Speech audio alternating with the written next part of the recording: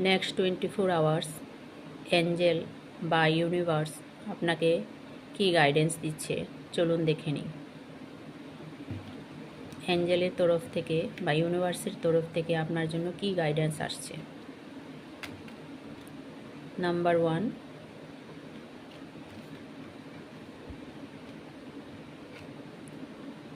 Number 2,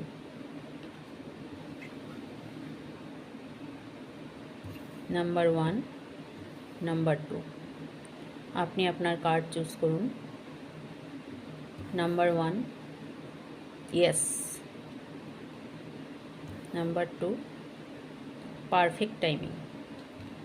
number 1 যারা choose করেছেন তাদের জন্য এটাই বলা হচ্ছে আপনার জন্য নেক্সট 24 আওয়ার্স কোনো পজিটিভ আউটকাম আসবে, কোনো পজিটিভ রেজাল্ট আপনি পাবেন।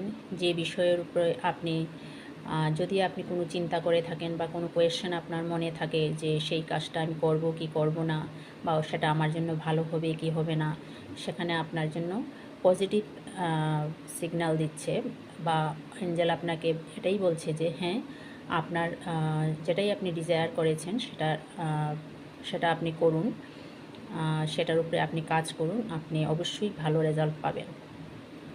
নাম্বার 2 যারা চুজ করেছেন তাদের জন্য বলা হচ্ছে পারফেক্ট টাইমিং।